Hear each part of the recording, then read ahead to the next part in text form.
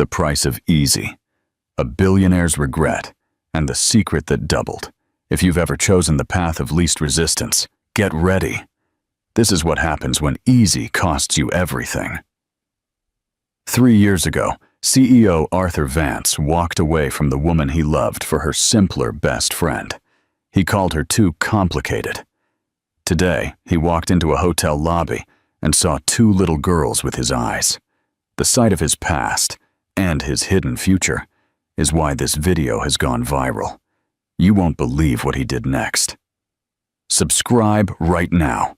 Hit the like button and leave a comment telling us, what do you think is the true cost of choosing convenience over connection?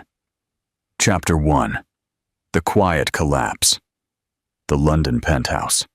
The office was a monument to quiet, expensive power. Floor-to-ceiling windows offered a cold, sweeping view of the London skyline, and the sound-dampening glass made the faint tick of a designer clock on the wall seem louder than ever. Amelia Beaumont stood perfectly still in the center of the room. Her dark mahogany hair was smoothed back into a sharp, professional ponytail, her hazel eyes steady, though her heart was hammering a painful rhythm against her ribs. She hadn't expected a confession. Not like this. Not delivered so casually, as if he were discussing quarterly figures and not demolishing the 6 years of life they had built together. Arthur Vance had his back half turned to her, his hand resting on the sleek mahogany desk.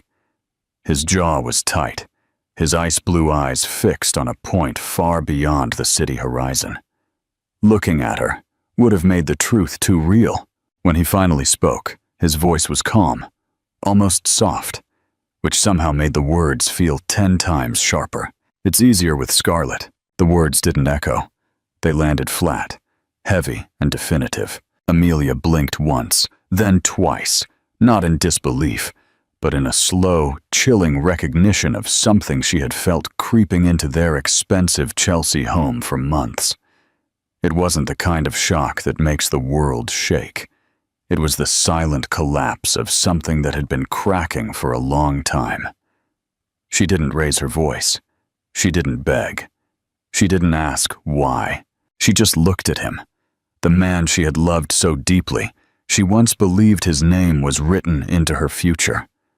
His hair was slightly longer than usual, falling across his forehead in a way she used to smooth with her fingers. His expression was carefully composed, the way someone looks when they have convinced themselves that logic justifies the pain. He thought he was being honest. He thought honesty was enough.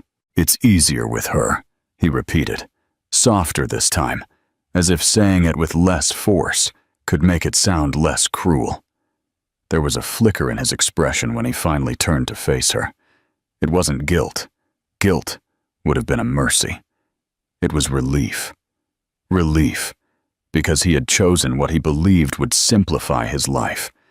He confused depth with difficulty, devotion with heaviness, and her quiet strength with something that demanded too much from him. Amelia inhaled slowly, her chest tight, but her back ramrod straight.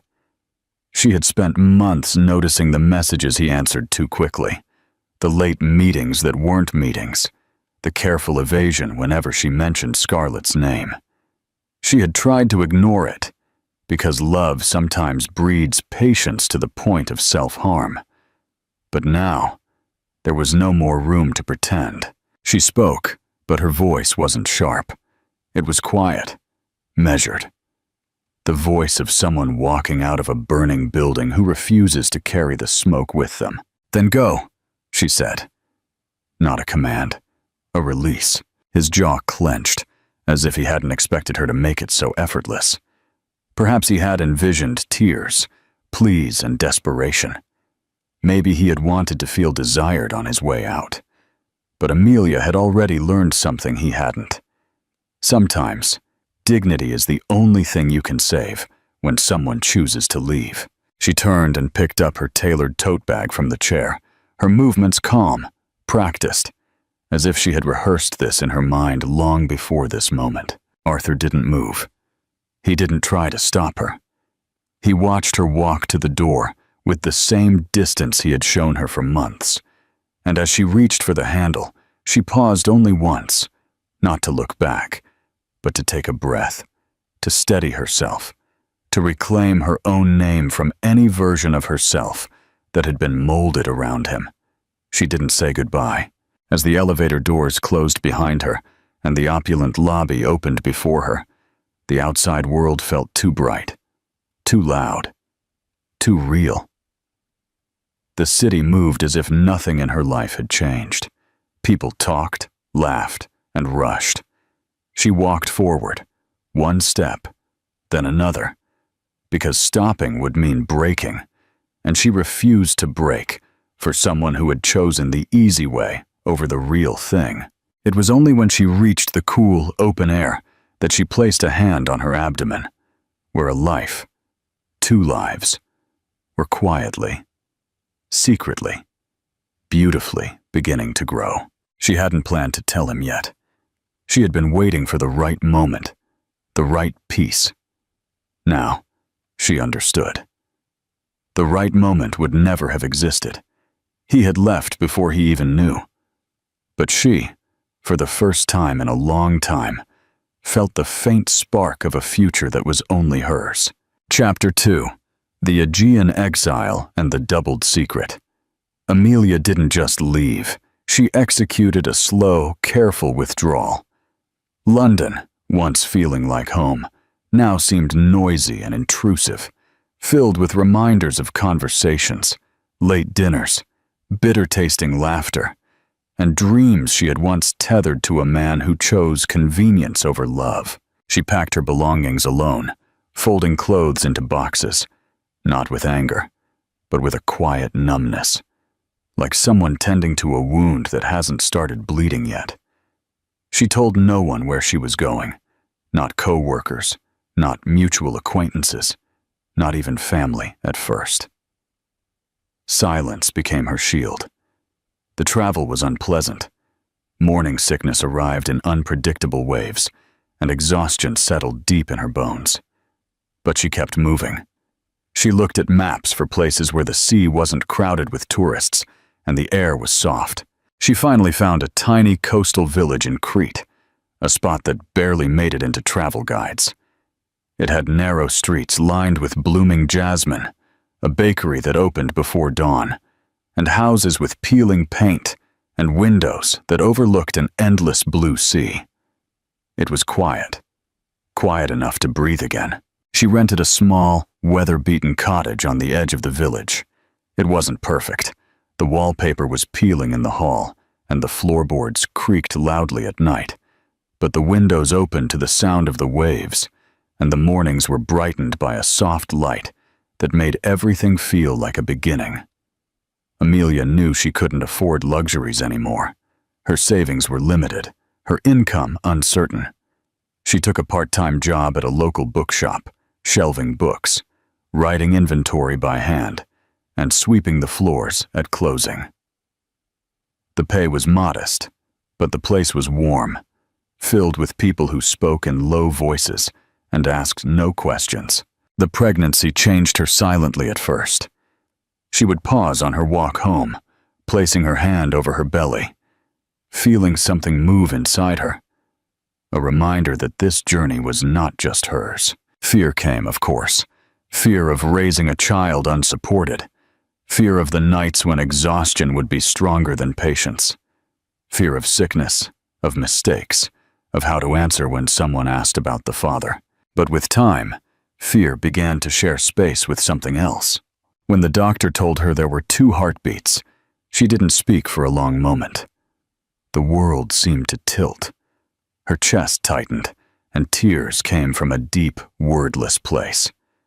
2 lives, 2 futures, 2 pieces of her, and him, growing inside her. She thought she would feel overwhelmed or trapped, but what she felt was something firmer, quieter, a kind of sacred responsibility. She prepared the cottage herself. She bought a second-hand crib and painted it white. Then she found an identical one at a thrift store across the village. Slightly worn, but still strong.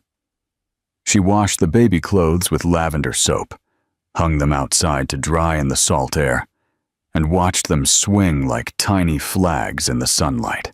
The locals noticed her eventually, not with gossip, but with gentle curiosity. An elderly woman named Kyria Elpida often showed up with baskets of fresh bread or soup, saying only, "You shouldn't be cooking when you look so tired," and disappearing before Amelia could refuse. There were nights when the loneliness pressed hard against her ribs, nights when she lay awake listening to the sea and wondered if Arthur ever thought of her, if he missed her laugh, if he realized what he had thrown away. But she learned not to dwell on those thoughts. He had chosen his path. Now she was choosing hers. The day she gave birth, the ocean was calm. It was hard, painful, and overwhelming. She cried, not from fear, but from the sheer force of bringing life into the world. When the babies were placed in her arms, tiny and warm, both with dark hair and bright, astonishingly blue eyes, she felt something inside her unclench, something that had been tense since the day she stood in that office. She named them Lyra and Eleni. Lyra, for the openness she wanted her daughter to always feel inside herself. Eleni for the wisdom, the sweetness, the strength that doesn't need to roar to be real. The first months were exhausting in ways she couldn't have imagined. 2 babies meant 2 cries, 2 needs, 2 bodies pressed against her chest at all hours. She barely slept. She often cried silently while rocking them in the dim early morning light. But even in the hardest moments, when her arms shook from fatigue and her heart felt too stretched, she felt something else: gratitude. Every morning, she took them to the shore in a double stroller, the waves muffling the world around them. Tourists only saw a young mother with 2 beautiful babies.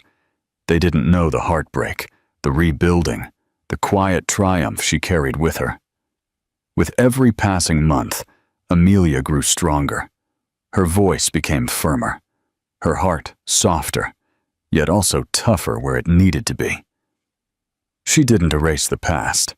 She learned to live beyond it, and far away, in another city, Arthur lived a life that looked polished on the outside, but felt increasingly empty. He never knew why the silence felt heavier now, why certain sunsets ached in his chest, why he couldn't sleep some nights. The world was already slowly preparing the moment when their paths would cross again. But for now, Amelia simply held her daughters and watched the sea. Unaware of the storm and the healing that awaited her. Audience interaction. Amelia chose the name Eleni, which means light and wisdom, to reflect her strength. What quality do you think is most important for a single mother rebuilding her life? Share your thoughts below. Don't forget to like this video. Chapter 3. 3 years of reconstruction.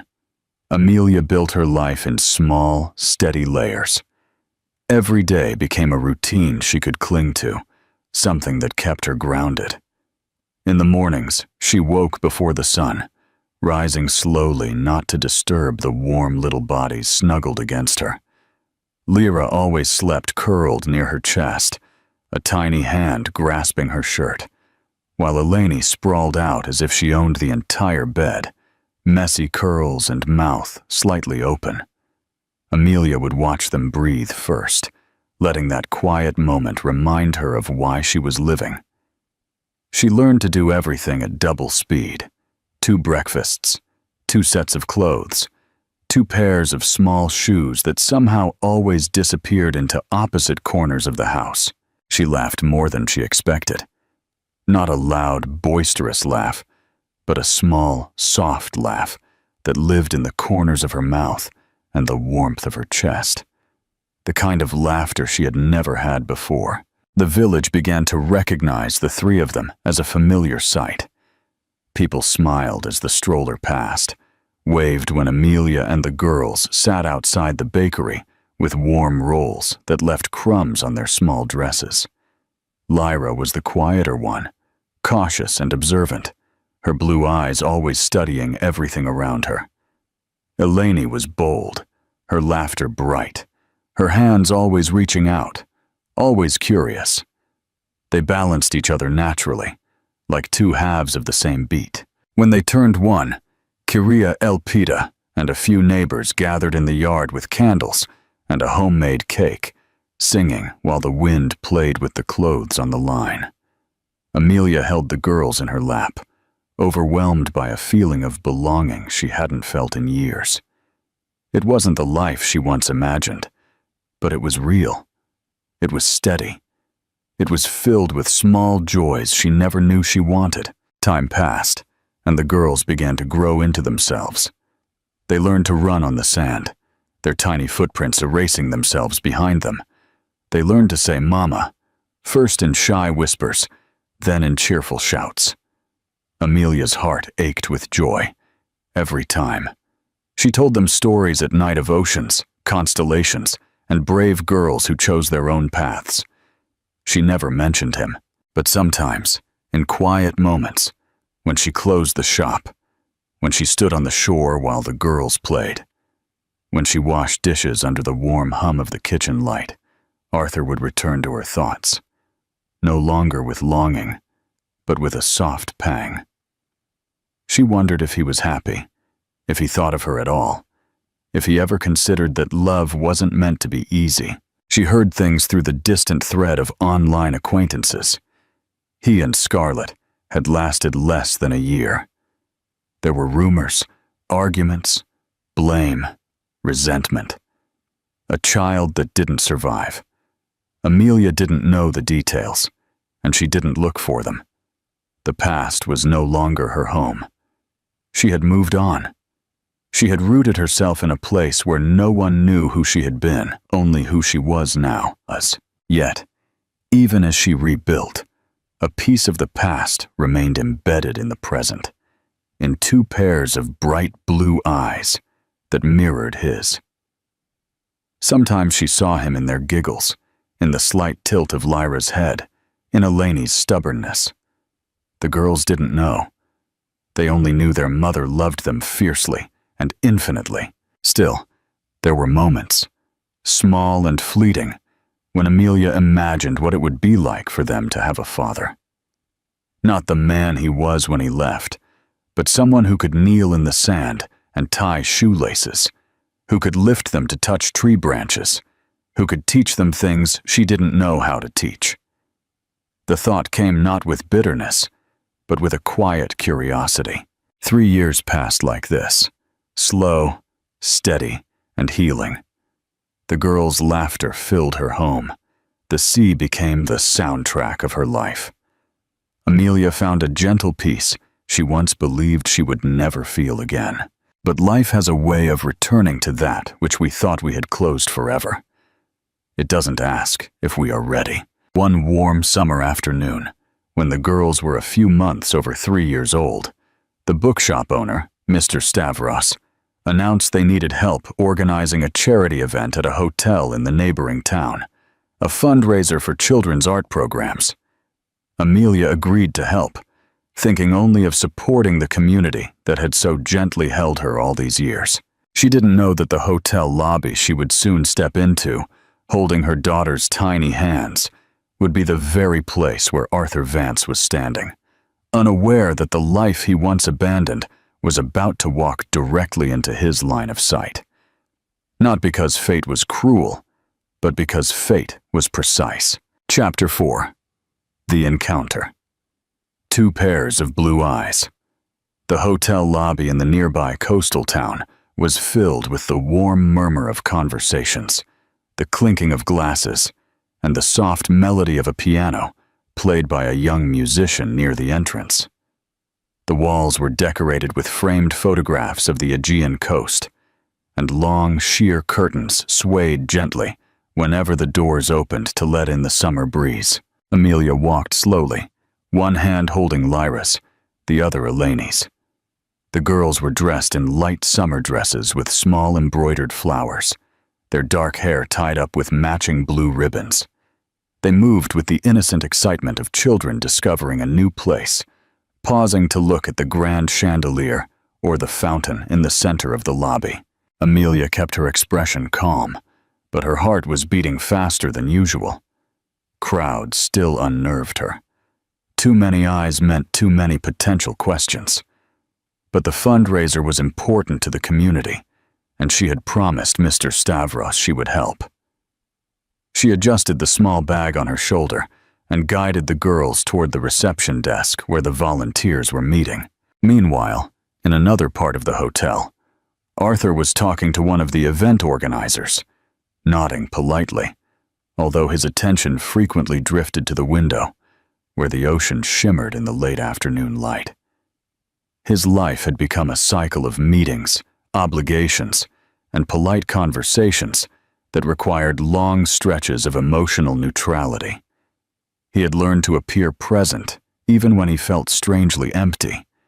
He had gained everything he thought he wanted years ago: success, recognition, control. Yet beneath it all was a current of unrest he couldn't name. He had agreed to attend the charity event to support a business partner, expecting nothing more than speeches, donations, and another night of polite applause. He certainly didn't expect that the moment he turned toward the main staircase, his breath would catch in his chest. From across the room, he saw a woman kneel to adjust the ribbon in a small girl's hair. The movement was soft, familiar in a way that hit him before he could understand why. Her hair was dark brown and soft, falling around her shoulders as she bent close. Her posture, her hands, the way she spoke gently to the child, it all triggered a memory he hadn't allowed himself to go near for years. Amelia. The name formed in his mind not with shock, but with a deep, sudden pang, like a bruise unexpectedly pressed. He froze. He still couldn't see her face, only her back, and the two small girls standing beside her, one fidgeting with excitement, the other holding tight to her mother's dress. Something inside him tightened, a pull that was both instinctive and terrifying. Amelia stood up and turned. He saw her eyes, warm, deep, steady, and felt all the air leave his body. She didn't look away. She didn't flinch, but her expression changed almost imperceptibly. It wasn't fear. It wasn't anger. It wasn't even surprise. It was the look of someone who has already survived the worst part of the story. But it was the girls who broke him. Two small girls. Twins. Both with dark hair and eyes as blue as the sky reflected over a calm ocean. Eyes that matched his own. Eyes he had seen in the mirror every morning of his life. They looked up at him with curiosity, innocent and unprotected, unaware of what their existence meant to the man standing mere steps away. His heart was no longer steady. It slammed against his ribs, every beat resounding with a realization that hit deeper than anything he had ever felt. He took a single step forward, then another. Slowly, as if the ground beneath him might break if he moved too fast. The noise of the lobby softened to nothing. The room seemed to shrink until there were only 4 people in it: himself, Amelia, and the 2 little girls who were clearly his daughters. When he spoke, his voice was fractured, as if it had traveled a long way to reach the surface. Amelia. She didn't speak right away. Her hand curved protectively around Lyra. She watched him carefully, steady and grounded. Eleni blinked at him, tilting her head with curious innocence. He swallowed hard, his eyes going to the girls again. His voice was barely a whisper, cracked with disbelief and the pain that arrived 3 years too late. "Are they?" Amelia nodded once, a small, quiet gesture. "Yes." There was no accusation in her tone, no explanation, no anger, just the truth. Something inside him shattered, not just from pain, but from recognition. The world he had built, every choice he had justified, every excuse he had believed, all crumbled in a single exhale. He wasn't angry. He wasn't shocked. He wasn't even confused. He understood. He had walked away from a life he didn't know had already begun. And now that life was standing in front of him, in tiny sandals, holding a toy seashell, looking up at him with the eyes he had given them, he couldn't reach out for them. He didn't have the right. So he did the only thing left for him to do. He looked at Amelia, truly looked at her, and for the first time in years, his voice carried no pride, no certainty, no armor. "I didn't know," he said, and the words trembled. But beneath them, unspoken, lived a deeper truth. If he had known, everything would have been different. Amelia held his gaze, strong and unbroken. "That's exactly why I didn't tell you," she said softly, and in that moment, both their lives changed again. Not backward. Forward, into something neither of them understood yet. Chapter 5. Slow rebuilding. Not regret, but presence. He didn't leave the hotel that day. He couldn't. The world he had known just hours ago felt distant, unfamiliar, as if someone had quietly replaced it while he wasn't looking. He walked outside, needing air, but the ocean breeze did nothing to calm the storm inside him. His hands were shaking slightly, a detail he once would have fought to conceal, but now he didn't care who noticed. He leaned on the railing overlooking the water, watching the waves, trying to reassemble himself into something coherent. He had lost many things in life, deals, friendships, meaning, but nothing had hit him like this. The certainty that he had missed the first steps, the first words, the first time they had said "Mama." He felt it in his chest like something raw and open. He didn't deserve to grieve it, and yet the pain arrived anyway. He sat there until the sun, once bright and golden, softened into the gentle orange of sunset. He didn't know how long he was there. Time had stopped having boundaries. Finally, a tiny voice broke the fog. "Mommy says we shouldn't talk to strangers." He turned slowly. Lyra was standing a few feet away from him, her small hands clasped together, her posture cautious, but not afraid. Eleni hovered behind her, holding a seashell against her chest like a shield. They should have been laughing in a hotel pool, asking for ice cream, doing anything but confronting the quiet heartbreak of an adult world they didn't yet understand. Arthur knelt down so he didn't tower over them. His breath was unsteady as he spoke. "You're right. Your mommy is very wise." Lyra's eyes, his eyes, studied him intensely. That same quiet intelligence he'd always had, but never knew he could pass on. Eleni, braver in emotion than her sister, stepped closer. "Why were you sad?" she asked, her voice small and sincere. He swallowed hard. This moment required the kind of honesty he had always avoided. "Because I missed something very important," he said, choosing each word slowly, carefully. "I didn't know it was mine to miss. They didn't understand. Not fully. But children master emotional truths even before language catches up." Eleni came closer first, placing her tiny hand on top of his on the railing. It was a gesture so simple and so powerful that he had to duck his head for a moment, blinking back the tears he didn't want to shed in front of them. Amelia walked up a few moments later, moving in silence. She had given him space to see them, to truly see them, but had stayed close enough to intervene if anything felt overwhelming. Her presence was firm, grounded. She didn't rush. She didn't pull the girls away. She simply stood beside him and let the moment unfold. The four of them walked to the quiet garden terrace just outside the lobby. It was a small space with benches and flowering vines climbing up trellises. the kind of place designed for quiet conversations. The girls sat on the stone step, humming to themselves, swapping shells, and examining petals. Amelia and Arthur stood a few feet apart, not looking at each other at first. He spoke first, his voice low. "Warren, you didn't owe me anything. I know that now." She didn't answer right away. The breeze whispered in the leaves, and in that sound was the same unspoken sweetness she had once loved in him. "I didn't tell you," she said slowly, "because you had already chosen a life without us.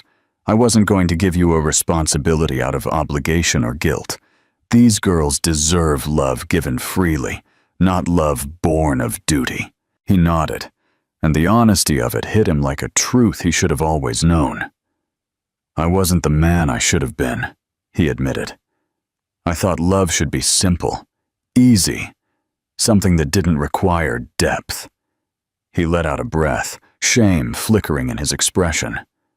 "I was wrong." Amelia didn't soften, but she didn't harden either. "People change," she said. "Some because they want to, others because life forces them to." He let out a quiet, painful laugh. "I think life finally caught up with me." They stood in silence, not the sharp, awkward silence of fresh wounds, but the stillness of two people who had lived long enough to understand that some conversations aren't settled by a single exchange of words. "What happens now?" he asked. Not demanding, not assuming, just wanting. Amelia looked at the girls. Lyra was tracing patterns on the stone with a fallen flower petal. Eleni was trying to balance her seashell on her knee. They looked peaceful, safe, loved. "We go slow," she said. "You have to get to know them. They have to get to know you. No promises you can't keep. No rushing. No claiming." His eyes lifted to hers, and for the first time in years, they held something soft, something open. "I'll earn it," he said quietly. "Not just their trust, yours too." Her heart didn't leap. It didn't break. It simply acknowledged him. Whatever they became, it wouldn't be built on apologies or regret. It would be built on presence, on patience, on choice. The sun dipped lower, bathing the garden in a warm light. The girls called to her, and Amelia walked toward them, her steps light, her hair catching the last glow of the evening. Arthur watched the three of them together, the life he had missed, but the life he might still step into. And for the first time in years, hope didn't scare him. It humbled him. It steadied him. And he knew with absolute clarity that the hardest part wasn't what he had already lost. It was what he was determined not to lose again. Audience interaction. Do you think Arthur is seeking redemption only for the girls or for Amelia too? Can he earn her trust back? Let us know your opinion in the comments below. Share this story with a friend who needs a reminder that it's never too late to choose the real thing. Chapter 6. Brick by brick. The new commitment. He began returning to the coastal village every weekend, at first with a quiet hesitation, as if afraid that if he moved too fast, the fragile balance might shatter. He no longer booked expensive suites or arrived in polished cars. Instead, he drove the long road in an old sedan he had recently bought, the engine steady and the drive quiet enough for him to think. He spent most of those drives in silence, reliving the years he had missed, trying not to drown in regret, but to learn to carry it without letting it control him. When he arrived, he never went directly to Amelia's door. He always walked to the beach first. Sometimes he found the girls already there, digging in the sand, or collecting shells in small baskets they had woven from dry reeds. He would approach slowly so they could see him coming, giving them the option to greet him or not. They always did. Eleni was the first. Always, her laughter bubbling up as she launched herself toward him without hesitation. Lyra followed more quietly, studying him with thoughtful eyes before sliding her tiny hand into his. The first time she did that, his throat tightened so hard, he had to look away. He learned to meet them where they were. He didn't overwhelm them with questions or affection. He sat in the sand and let them set the pace. They showed him their treasures, a smooth, heart-shaped stone, a tiny crab they found under a rock, spiral seashells of cream and pink. They talked in excited fragments, one voice overlapping the other, and he listened with an attention he had never paid to anyone in his business life. He discovered Lyra loved drawing patterns in the sand and could spend hours making intricate shapes only to watch the tide wash them away. He discovered Eleni loved building things, towers of pebbles, forts made of driftwood, anything her hands could mold. He didn't try to correct them or direct them. He simply joined them. Amelia watched sometimes from the porch or the path leading to the shore. She didn't stay close, but she kept close enough to intervene if necessary. She observed him the way one observes the weather, not to predict storms, but to understand the air. He was different now. The confidence was still there, but he no longer tried to fill every room. His silence was no longer sharp and cold. It was soft, contemplative. He had learned something she had learned long ago, that love is not loud. Love is a presence. One afternoon, rain started unexpectedly, the soft kind that came from warm clouds and made the world smell like salt and earth. Instead of rushing inside, the girls shrieked with laughter, leaping through shallow puddles that formed between the rocks. Arthur didn't stop them. He lifted his face to the rain and let it fall on him, blinking the water from his lashes as if it were cleansing instead of inconvenient. Amelia came out to the beach with umbrellas, but she paused when she saw the scene. The girls spinning and giggling, and Arthur kneeling down, his arms wide, letting Eleni leap into them as if she had been doing it all her life. Amelia lowered the umbrellas slowly, realizing they weren't needed. Later, after towels and hot soup and the soft quiet of night settled over the house, the girls were asleep, snuggled together in their shared bed. Amelia and Arthur sat on the porch, the air cool, the moonlight scattering silver on the ocean surface. "You changed," she said finally. Not accusing, not praising, just acknowledging. He let out a slow breath, folding his hands. "Life stripped me down. I thought I could control everything, including love. I was wrong." He didn't look at her right away, as if gathering the courage to do so. "I lost something that was real because I was afraid of anything that asked me for more than I was willing to give." She rested her arms on her knees, looking out at the water. "I wasn't easy," she said softly. "I know that." He shook his head. "You weren't complicated. You were deep, and I didn't know how to hold depth without drowning." Those words hung between them, almost luminous in their honesty.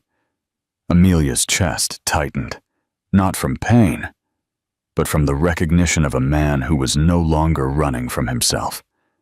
The porch light flickered gently as a warm breeze passed. "Do you regret it?" she asked. Not because she needed reassurance, but because it was a truth they both had to walk through. He didn't answer immediately. He looked at the sea where the waves rolled in a constant, patient rhythm. "I regret who I was," he said, "but I don't regret this moment, or where it led, or them. I don't regret them." His voice cracked slightly. "And I won't leave again." She closed her eyes briefly, letting those words settle. Not a promise, a quietly made commitment, without demand. The night held them in a gentle, firm embrace. They weren't lovers again. They weren't strangers anymore. They were something in between, a place where healing begins not with falling for each other, but with standing up, side by side. Chapter 7. The Foundation of Choice. A New Love. He didn't try to crash back into Amelia's life.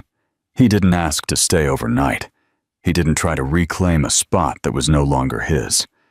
Instead, he built his presence slowly, brick by brick, as if building a home from the foundation up. The girls came to expect him on weekends, then on weeknights when work allowed. He learned the rhythm of the village, the way the light changed over the water in the late afternoon, the names of the shopkeepers, the way children's laughter sounded different in a place where the ocean softened every sound. He wasn't a visitor anymore. He was someone learning to belong. Lyra began to bring him her small notebooks filled with scribbles, stars, leaves, shapes that only made sense to her. She would sit next to him on the porch swing and draw in silence while he read, their silence warm and companionable. Eleni, on the other hand, insisted he help her build elaborate structures out of blocks and driftwood, creating towers that leaned precariously until they tumbled over, sending her into bursts of wild laughter. He learned to laugh with her, to really laugh, in a way that felt like something inside him was finally unclenching after years of being too tight. Nights often ended with all four of them on the beach as the sun dipped gently into the sea. Lyra collected shells with the care of someone handling something sacred.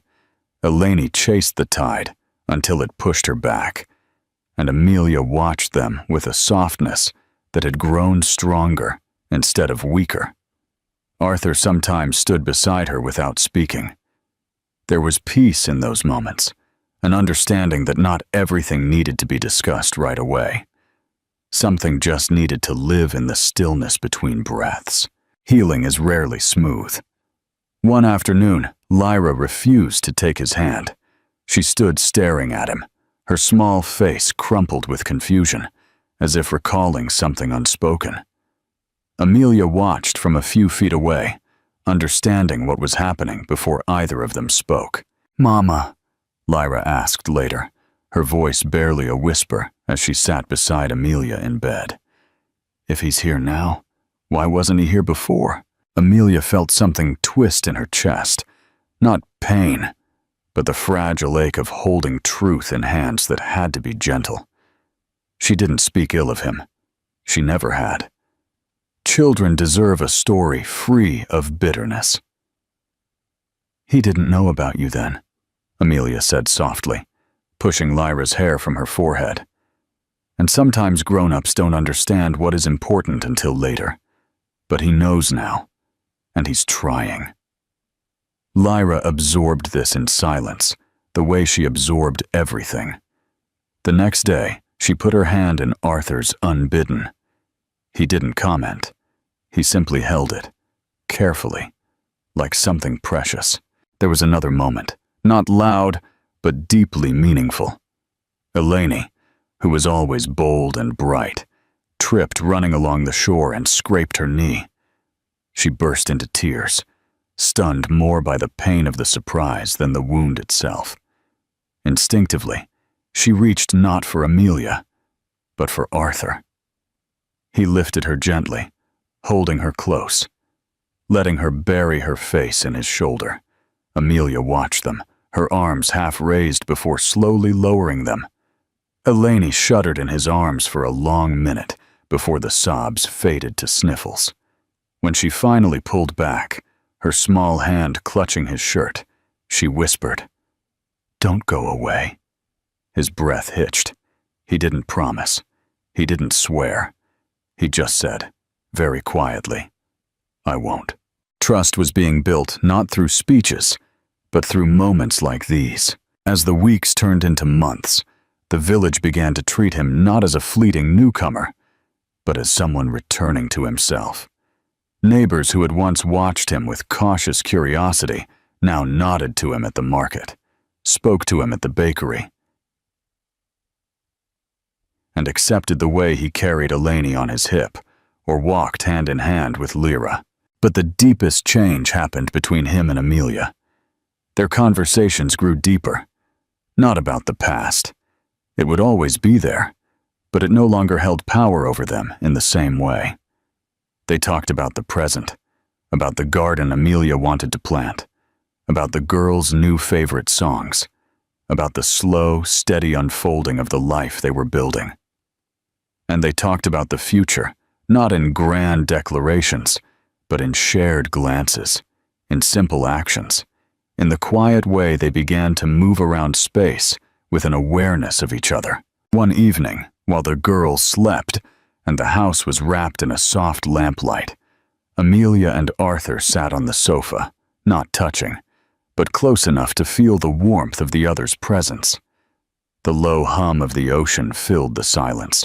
"I don't want what we had," she said quietly, surprised by how sure the words felt. "That was built on things we didn't understand yet." He turned to her, his expression steady. "I don't want that either." She held his gaze, quiet and unprotected. "If there is anything now, it has to be new, made slowly, made differently." He nodded once, a quiet promise. "Slow," he repeated. There was no rush. There was no attempt to reclaim an old love. Just two people learning to love each other for the first time, without fear. When winter arrived, the village transformed. The sea remained restless, but the wind softened, bringing the scent of pine instead of salt. Lights appeared in the windows early each night, flickering warmly against the cool blue twilight. The bookshop hung wreaths along its doorframe, and the cafe served hot chocolate with cinnamon. The world didn't slow down, but it felt gentler, as if it understood that some stories need soft edges on their ending. Arthur had rented a small house a short walk from Amelia's. It wasn't a grand house, not a statement of wealth or success, just a place with wide windows, creaking floors, and a porch overlooking the sea.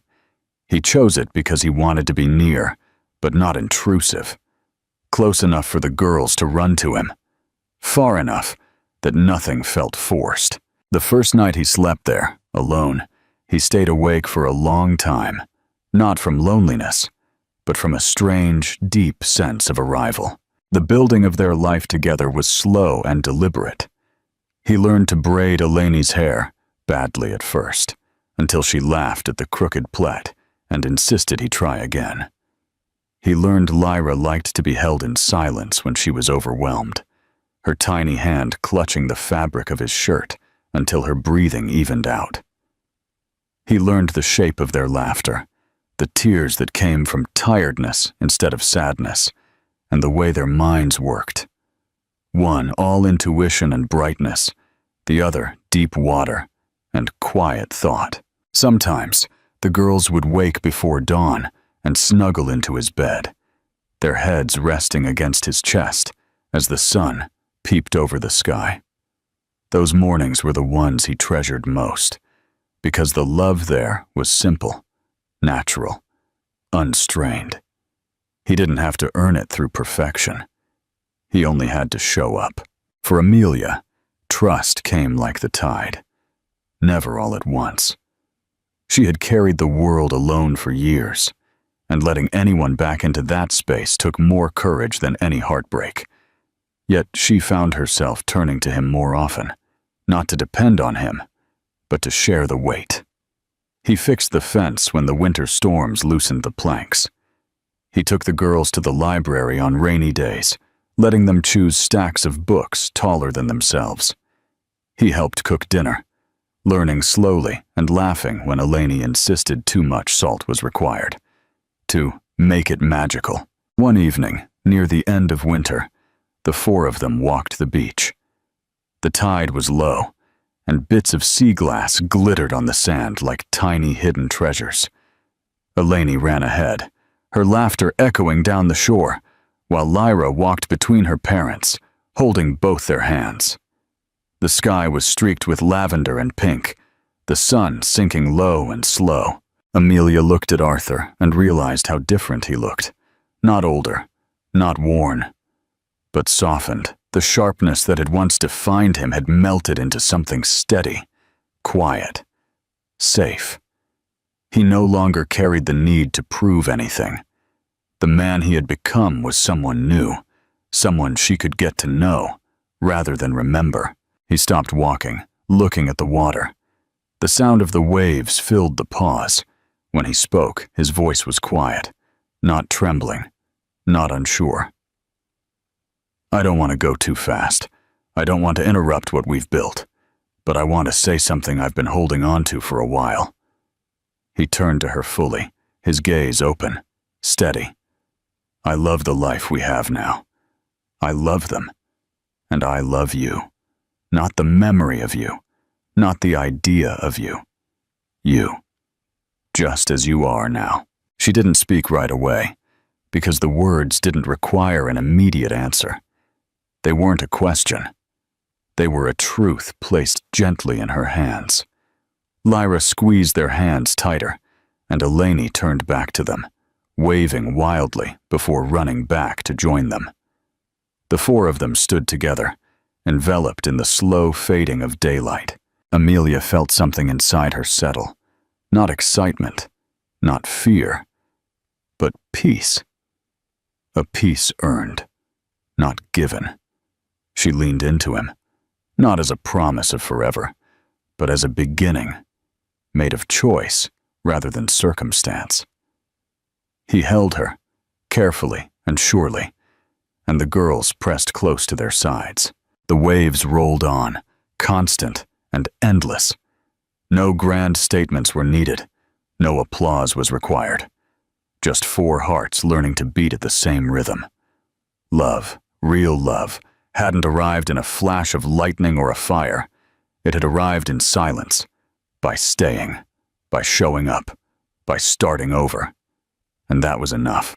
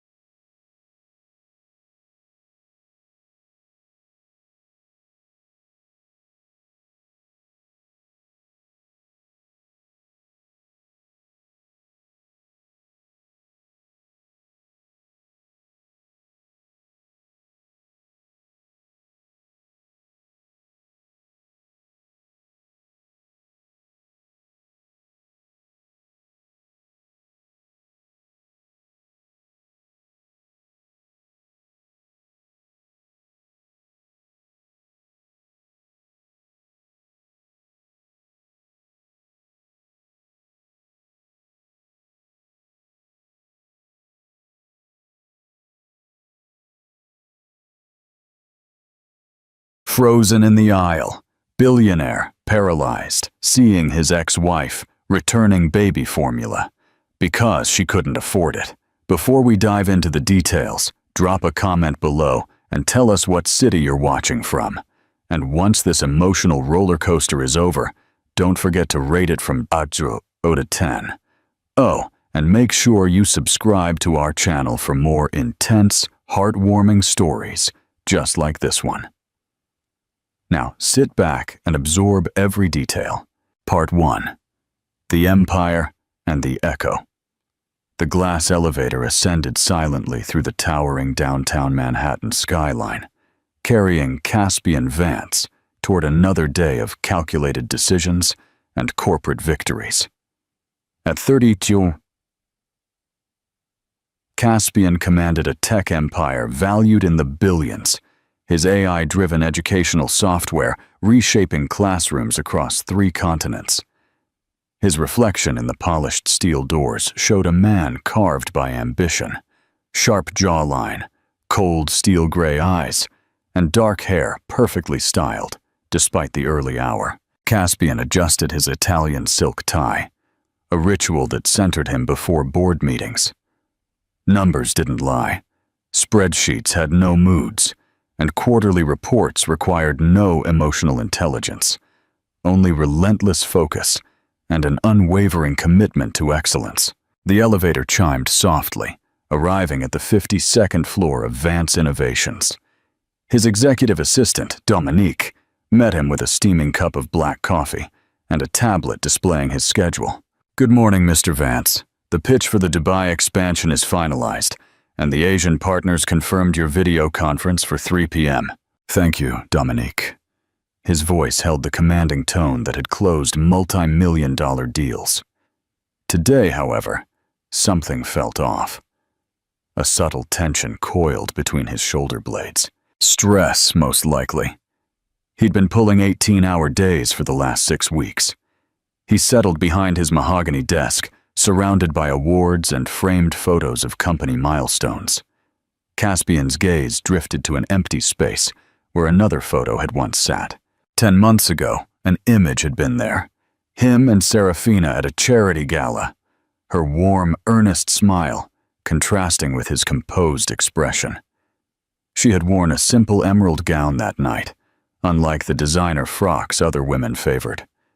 That simplicity was what initially drew him to her. Serafina Maeve, 29, a PhD candidate in art history at New York University, believed that beauty and history could change lives. Where he saw problems requiring systematic solutions, she saw human beings needing compassion.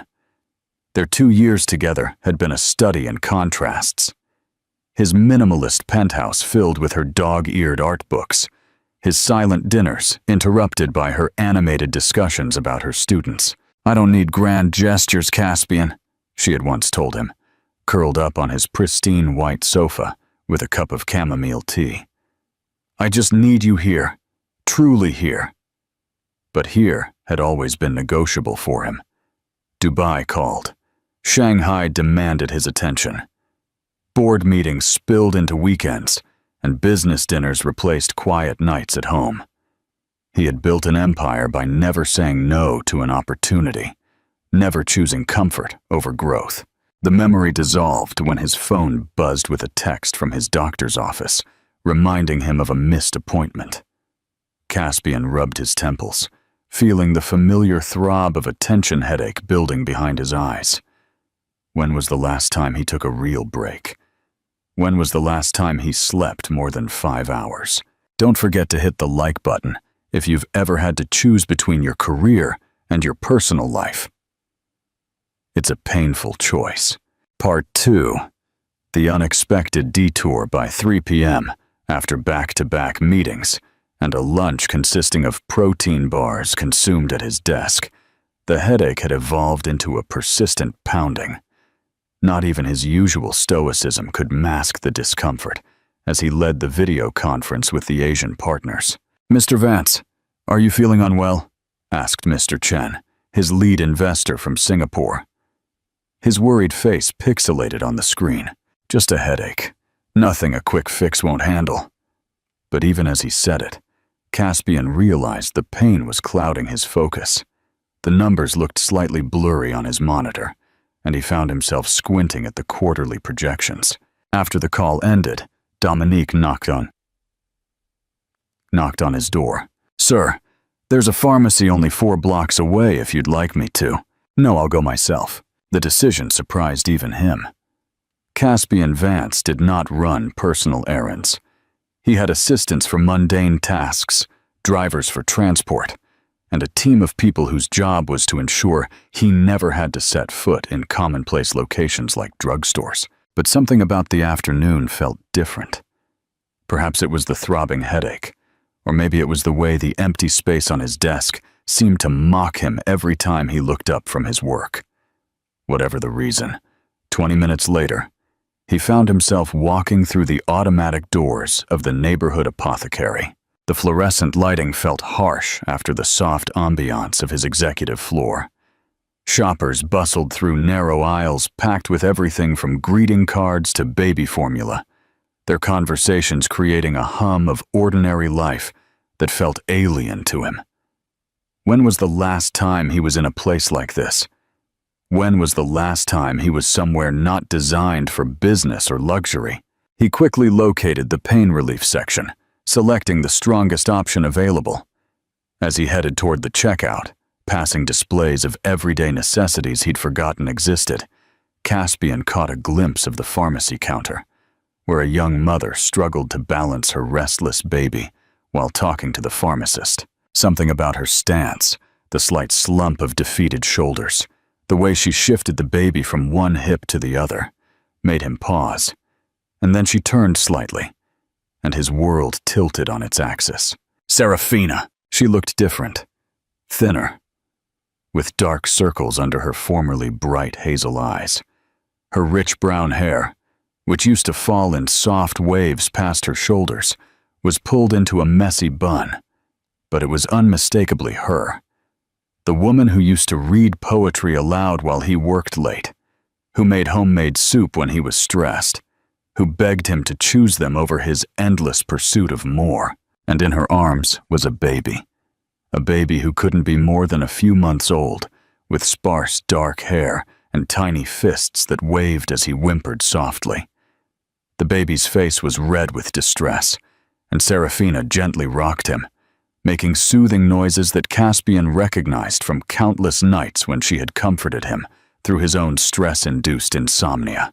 Caspian's expensive Italian leather shoes felt glued to the pharmacy floor, his breath caught in his throat as the reality crashed over him like a cold wave. 10 months. The baby looked months old, the timeline matched with devastating precision. He watched, frozen, as Serafina approached the checkout counter with a small basket holding diapers, baby formula, and what looked like a prescription medication. Part 3.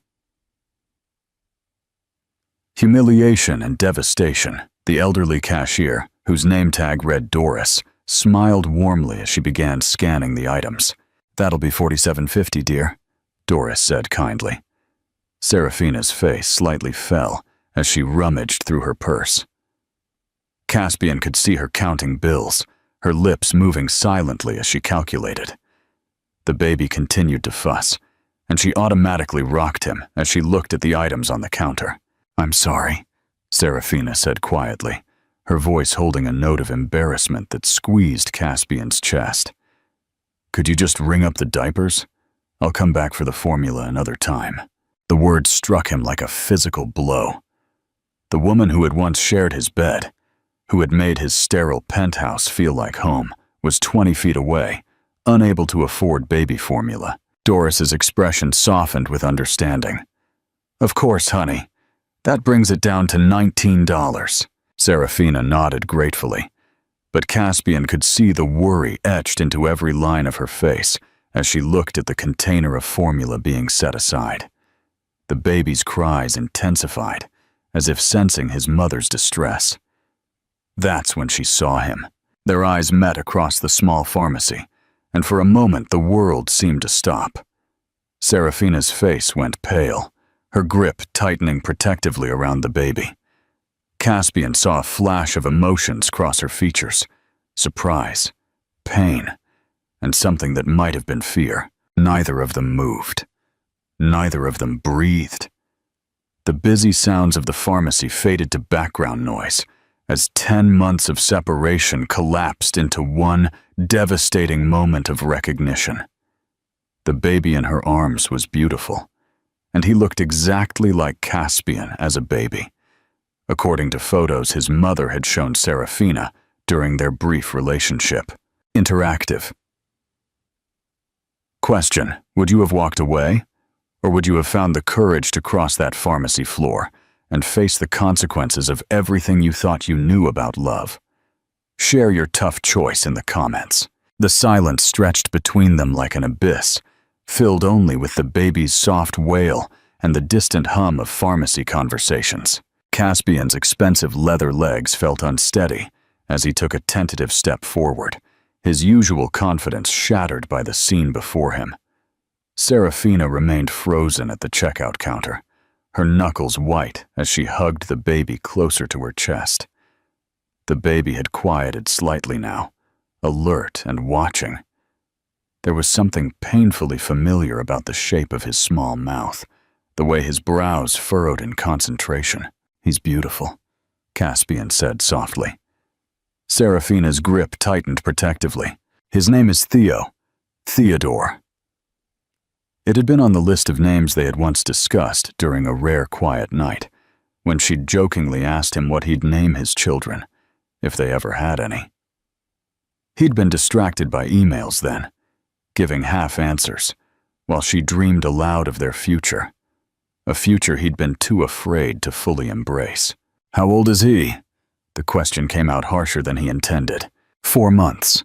She paused, then added with deliberate precision. "He was born on March 15th. Caspian's mind raced, calculating. March. That meant November.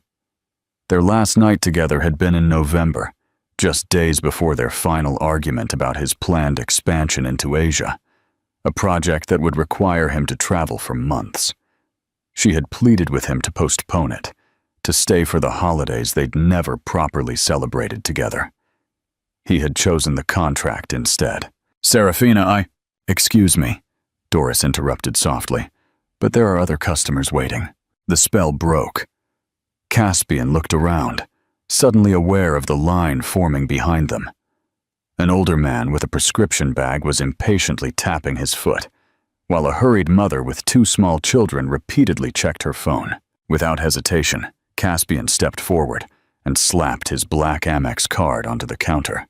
"Add the formula and the medication." Thing in her basket. "Sir, you don't need to—" Doris started. "And ring up my items, too." He dropped the painkillers he had originally come for, though his headache seemed insignificant now compared to the ache in his chest.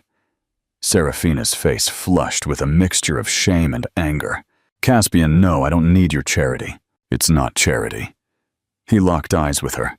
"It's the least I can do." "The least you can do?" Her voice rose slightly, causing Theo to stir restlessly. She immediately lowered her tone, but the anger remained. "You think money fixes everything, don't you? You think you can just slide a card and make 10 months of silence disappear?"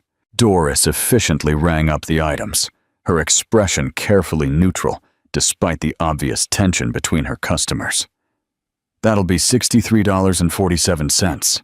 Caspian handed over his card, without taking his eyes off Serafina. "I think about you. Every day." "No." The single word carried the weight of months of pain. "Don't do that. Don't stand here and pretend you care when you made it very clear that I, weren't worth fighting for." Theo began fussing again in response to his mother's distress. Serafina automatically started the rocking motion that seemed to soothe him, her motherly instincts overriding their confrontation. "Here you go, honey." Doris handed the bag to Serafina with a knowing smile. "That baby formula should help him sleep better tonight." "Thank you," Serafina mumbled, accepting the bag while carefully holding Theo's weight. As they moved away from the counter, Caspian fell into step beside her, unsure of what he was doing, but unable to let her walk away again. The automatic doors slid open, releasing them into the cool New York afternoon. Gray clouds hung low over the city, threatening rain. "Where is your car parked?" he asked. "I took the bus." She shifted Theo to her other arm, the bag of baby supplies heavy on her shoulder. The revelation hit him like a physical blow. Serafina, who used to drive the reliable old Toyota he'd mocked, was taking public transit with a 4-month-old baby in unpredictable New York weather, carrying formula she couldn't afford. "Let me drive you home." "No." She started walking toward the bus stop, her pace determined despite the obvious exhaustion in her movements. Caspian followed, his Italian leather shoes echoing against the wet pavement. "Serafina, please, just let me." She stopped abruptly and turned to face him, her eyes blazing with the first real emotion he'd seen from her. "Let you what? Fix this with your money? Make yourself feel better for abandoning us?" "I didn't know." "You didn't know because you didn't want to know." Her voice cracked with the weight of months of pent-up pain. "I tried to tell you I was pregnant, Caspian. I tried for weeks, but you were always rushing off to another meeting, another trip, another deal that was more important than 5 minutes of conversation with the woman you claimed to love." The words struck him with devastating accuracy. He remembered now. The phone calls he'd cut short, the conversations he'd postponed, the way she'd looked at him with something important to say before he rushed out the door. Theo's cries intensified in response to his mother's anguish. Serafina immediately focused on calming him, making gentle soothing sounds as the tears she refused to shed made her eyes glisten. "I'm sorry," Caspian said quietly. "God, Serafina, I am so sorry." She looked at him then, truly looked at him, as if seeing him for the first time in months. The wind picked up, carrying the smell of impending rain and the faint scent of coffee from a nearby cafe. A smell that reminded them both of countless mornings they had once shared. For a moment, her expression softened. For a moment, she was the woman who used to trace patterns on his chest while he slept, who believed in happy endings and second chances. Then, Theo's cries ramped up, and the moment shattered. "I have to go," she said, adjusting the baby and hurrying toward the approaching bus. "He needs to eat, and my mother is waiting for her medication." Caspian watched helplessly as she climbed the bus steps, struggling with Theo and the heavy bag. She found a seat near the window, and for a brief instant their eyes met through the glass. He saw exhaustion there, and pain, but also something that might have been longing before she turned away. The bus pulled into traffic, carrying away the woman he had lost, and the child he never knew existed. Caspian stood on the sidewalk as the first drops of rain began to fall, wondering if some mistakes were simply too huge to ever be forgiven. Part 4. The rain and the new strategy. The rain intensified as Caspian stood motionless on the sidewalk, watching the bus disappear into the New York afternoon traffic. The water soaked his expensive suit jacket, but he barely noticed. His mind replayed every second of the encounter, dissecting every word, every look, every devastating revelation. Theo, his son, had a name, a face, a life that had been going on without him for 4 months. A passing pedestrian bumped his shoulder, jarring him back to reality. Caspian looked around, disoriented, as if waking from a dream. The familiar Manhattan streetscape suddenly felt alien. His phone buzzed insistently. Missed calls from Dominique, wondering where he had disappeared to. He walked slowly back to his black Maybach. The luxury vehicle now felt obscene, its immaculate interior sharply contrasting with the memory of Serafina counting crumpled bills, unable to afford baby formula. Sitting behind the wheel, Caspian's hands trembled slightly as he gripped the steering wheel. He was a man who had negotiated billion-dollar mergers without breaking a sweat, but 5 minutes with Serafina had torn down the walls he'd carefully constructed around his emotions. His phone rang again. "Cancel everything." The words came out hoarse, barely recognizable as his own voice. "Mr. Vance, did you say cancel?" "Everything. Everything for today. The Singapore contract can wait until tomorrow. In 3 years, Dominique had never heard Caspian Vance cancel a business obligation. "I'm fine. Just handle it." He ended the call and tossed the phone onto the passenger seat. Fine. The word tasted like ash in his mouth. None of this was fine. Instead of driving back to his office tower, Caspian found himself navigating into neighborhoods he rarely visited. Middle-class areas with modest homes, tree-lined streets where children rode bicycles. He pulled into a family-run cafe with mismatched furniture and that kind of worn-in comfort that reminded him of simpler times. "What can I get for you?" the barista asked. "Black coffee." "No, actually a cappuccino, extra foam." Serafina's favorite. He chose a corner booth and gazed out the rain-streaked window, watching ordinary people live their lives. The simple sight of a father pushing a stroller hit him. 4 months. Theo had been alive for 4 months, and Caspian had missed everything. First smiles, first coups, countless nighttime feedings. The weight of his absence felt crushing. "You look like a man carrying the weight of the world." Caspian met the eye of an older gentleman at the next table. "Something like that," he replied, surprised by his own willingness to talk to a stranger. "The greatest regret of my life," the man continued, "was choosing pride over love. I let my wife walk away 40 years ago because I was too stubborn to admit I was wrong. Success tastes pretty empty when you ain't got nobody to share it with. What if it's too late? What if the damage is too bad?" "Son, it's only too late when one of you is in the grave," the old man replied. "As long as you're both breathing, there's hope. But hope requires action, not just wishing."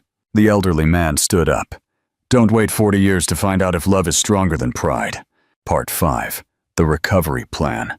Operation Dignity. Caspian stared at his cappuccino. The memory of the last serious conversation with Serafina returned to him. "I need you here, truly here." He had answered with the planning for his Asia expansion. Now, sitting in that humble cafe, Caspian finally understood what he had lost. Not just a woman who loved him, but a chance at the life he'd been too afraid to want. The next day, Caspian arrived at his office at 5:47 a.m. He hadn't slept. His immaculate appearance was rumpled, his tie loosened. "Delegate to Marcus," he told his assistant, "and cancel my meetings today." Dominique looked at him as if he were speaking a foreign language. Caspian spent the day making a series of calls. Not to business partners, but to people he rarely contacted directly. Property managers he owned, university scholarship coordinators, private investigators specializing in sensitive family matters. By 10 a.m., he had a plan that utilized his wealth, but was designed to preserve Serafina's dignity and independence. Eleanor's bills. Serafina's mother, Eleanor's medical bills, were substantial. Caspian set up an anonymous payment system through a medical charity foundation he'd established years ago for tax benefits. The bills would be discreetly paid without any way to track them back to him. The university grant. The NYU Scholarship Office accepted a significant donation with a request to fast-track aid for deserving single mothers pursuing advanced studies in art history. The Sinclair grant was specifically created for this purpose. The Safe Apartment. The property management company handling his residential investments found a small, 2-bedroom apartment in a safe neighborhood near the university. The rent would be surprisingly affordable thanks to a new educator assistance program. Every arrangement was carefully structured to appear coincidental, channeled through legitimate organizations that could not be traced back to him. Caspian had spent years learning how to move money invisibly for business purposes. Now he was applying those skills to a different kind of investment. The investment in his family's future. Part 6. The clash of gratitude and suspicion. While Caspian orchestrated his plan, Serafina was at home dealing with life. Theo had been fussy through the night. She had an essay due for her Victorian literature seminar and a pile of freshman papers to grade. She received a text from her mother's landlord. Another rent increase. How had her barely surviving balance become so precarious? The irony that the man who had once filled her life with financial security was now absent while she struggled to pay for the basics was not lost on her. A soft knock on the front door interrupted her thoughts. A delivery person was on the porch, holding a large, cellophane-wrapped hamper. It was filled with organic baby food, premium diapers, and several containers of the expensive formula Theo needed. A simple card read, "From the Collegiate Women's Support Network. Congratulations on your academic achievements." Serafina stared at the hamper in confusion. The formula alone represented a week of careful budgeting. Her phone rang. The financial aid office at NYU. "Miss Maeve, I have wonderful news. The Sinclair Grant for Single Mothers has approved your application. The award covers your full tuition for the rest of your master's program. I'm sorry, but I never applied for the Sinclair Grant. According to our records, your application was filed last month by your academic advisor. The selection committee was particularly impressed by your essay on balancing motherhood and academic pursuits." Serafina felt a chill of suspicion. A mysterious grant that perfectly fit her situation, appearing right as her financial pressures hit breaking point. Gifts delivered from an organization she'd never heard of. The timing felt too convenient, too perfectly orchestrated. But as she looked at her mother's cramped apartment and Theo sleeping peacefully, she found herself caught between suspicion and desperate gratitude. That evening, her phone rang one more time. A property management company with an unexpected offer. A 2-bedroom apartment in a safe neighborhood, immediately available, with a rent she could afford through a new educator program. The apartments were in a historic building near the university, with built-in bookshelves that seemed designed for someone surrounded by literature. The rent was nearly half what she'd expected to pay for a lesser quality place. "Someone is orchestrating these coincidences," whispered the academic in her. She thought briefly of Caspian, remembering his offer of help at the pharmacy. But these opportunities felt different, respectful of her independence, offering a leg up rather than a handout. Whoever was behind this understood she needed assistance, not rescue. Still, as she settled into bed at her mother's apartment, she couldn't silence the voice in her head that whispered a familiar name. A name connected to resources, to influence, to the kind of reach that could orchestrate such perfectly timed interventions. Interactive question. Do you think Caspian's plan to help anonymously is ethical? Or is it still a way to subtly control Serafina's life without her consent? Share your moral dilemma in the comments. Part 7. The Visit of Truth. The Weapon of Humility. 3 weeks later, settled into her new apartment, Serafina was grading papers when there was a knock at the door. A woman in her late 50s with silver hair and kind but nervous eyes introduced herself. "Ms. Maeve, I'm Patricia Carlson from the Sinclair Grant Foundation." Serafina's stomach clenched, the inevitable moment when they would realize a mistake. "I've been wondering about that," Serafina said.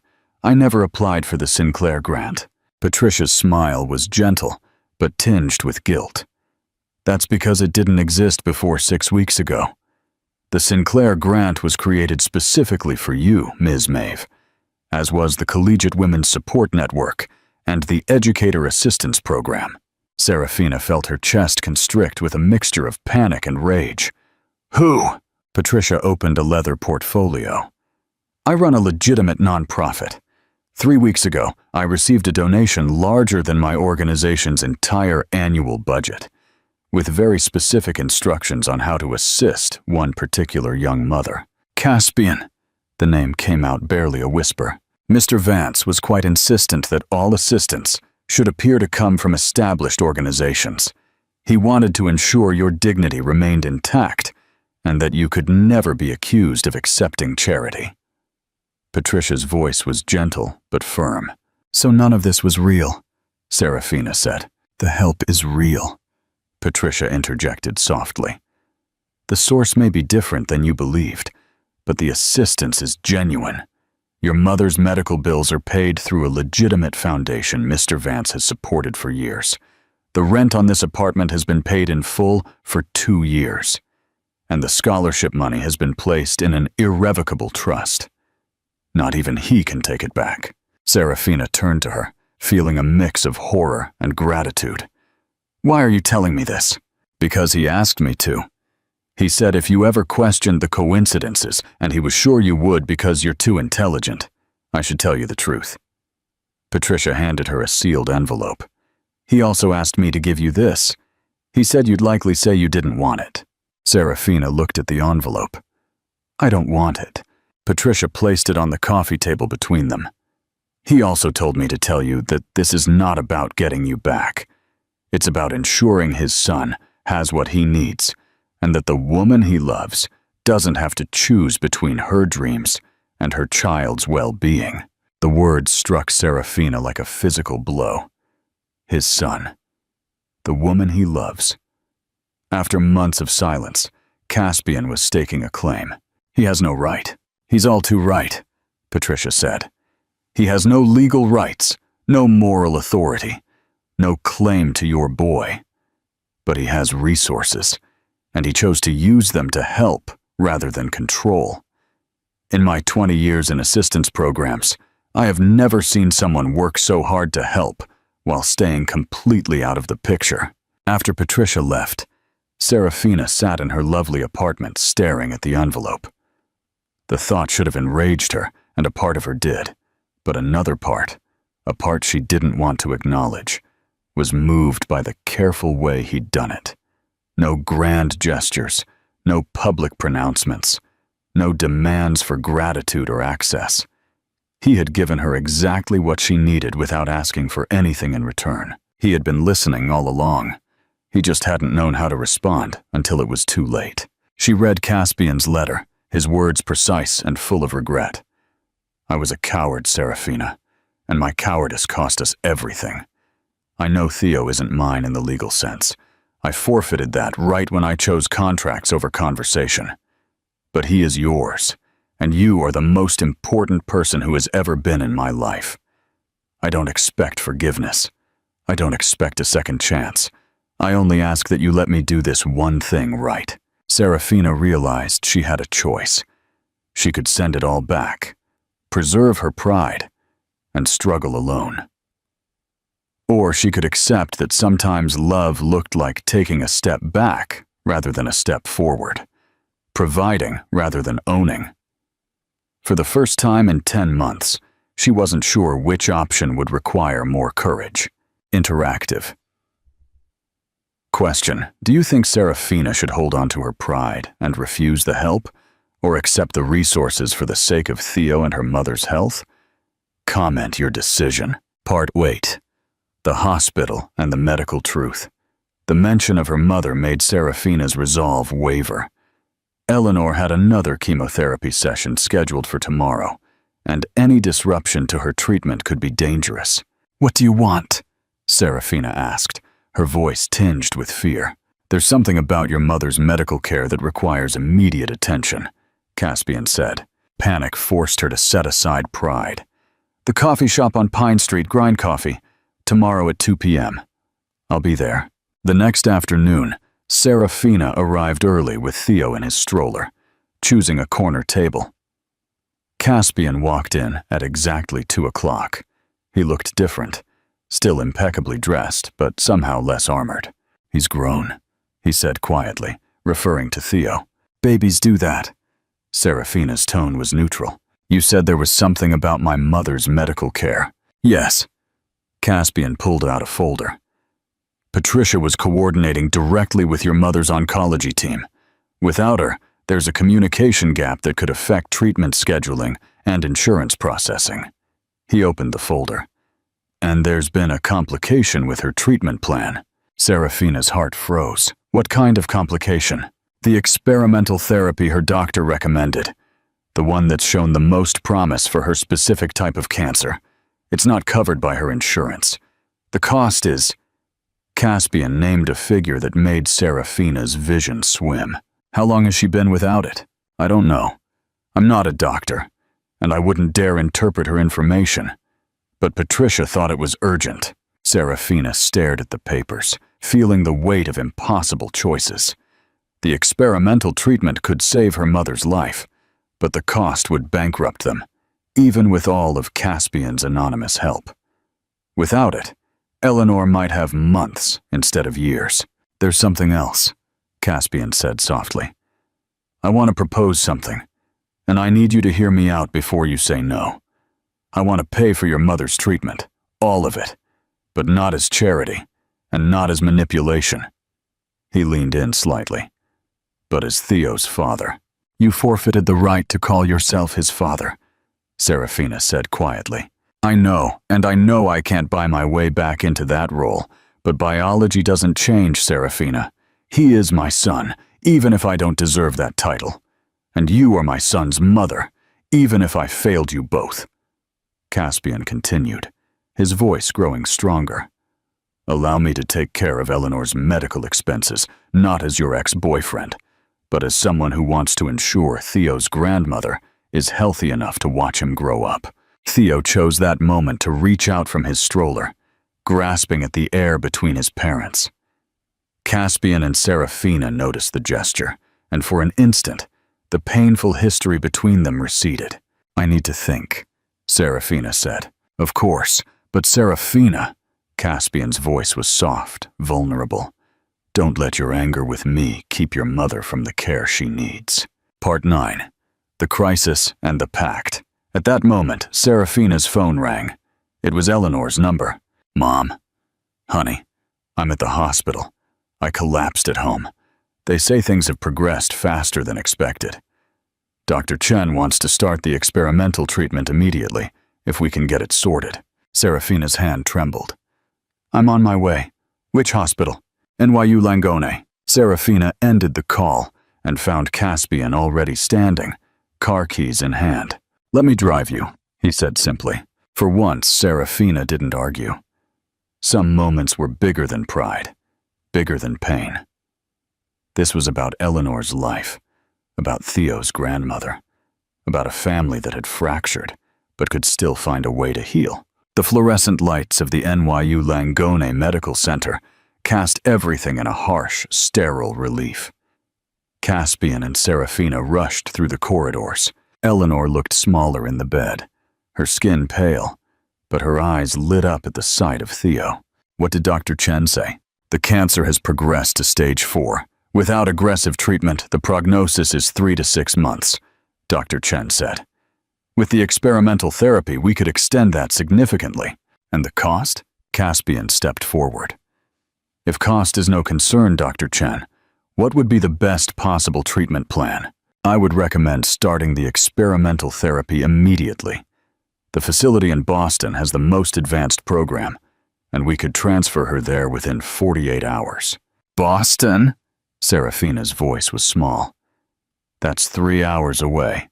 The treatment requires an initial 6-week stay, followed by bi-weekly outpatient visits. I would have to temporarily relocate. I can't, Serafina said, her voice slightly breaking. I can't afford to stop working, and I can't take Theo away from the stability we finally found. What if you didn't have to choose? Caspian said quietly. 3 pairs of eyes turned to him. He took a breath, knowing what he was about to propose would change everything. I own a condo in Boston. It's been empty for 2 years. You could stay there, all of you. I can arrange private nursing care for your mother, tutoring for your graduate studies, and childcare for Theo when you need it. Caspian, I'm not asking for anything in return, he cut in quickly. I'm not asking to move in or play family. I'm offering a place for you to stay while your mother gets treatment. That's it. Eleanor watched this exchange with keen eyes. And what do you get out of this arrangement? The knowledge that Theo's grandmother has the best possible chance of survival. The knowledge that Serafina doesn't have to choose between her mother's life and her own stability. Caspian softened. And perhaps, if I'm very lucky, the chance to be present for my son, in a way I wasn't before. Mom, what do you want to do? Eleanor's smile was tired but determined. I want to fight. I want to see this boy take his first steps. I want to read him stories." She looked directly at Caspian. "And if that means accepting help from someone who hurt my daughter, I will swallow my pride for a chance to be his grandmother a little longer." "Then we go to Boston," Serafina said, her voice steady despite the tears. Dr. Chen stood up to make arrangements. Serafina and Caspian were left alone with Theo, facing the reality of what they had just agreed to. "Are you sure about this?" Serafina asked quietly. "I'm terrified," she admitted, "of accepting so much help from you, of what it might mean, of hoping my mother will be okay." Caspian reached out, not quite touching her, but close enough that she could feel his presence. "I'm terrified too, of disappointing you again, of proving I haven't really changed, of watching you walk away a second time when this is over." Theo stirred in his sleep, and they both instinctively looked down at him. Their son, the bridge between their past and whatever future they might build. "For them," Serafina said softly. "We'll do this for them." "For them," Caspian nodded. But they both knew that somewhere between the fear and the hope, they were also doing it for themselves, for a chance to find out if love could be stronger than the mistakes that had shattered them. Conclusion and call to action. Reflection. Serafina's decision to go to Boston for Eleanor's sake is not the end, but the real beginning of Caspian's redemption. He has accepted a role as a silent provider under Serafina's strict conditions. Do you think his plan to stay in a hotel in Boston is a sign of respect or a strategy to avoid confrontation? If this story of love and sacrifice moved you, please like and share. Let us know your rating, 10, in the comments below.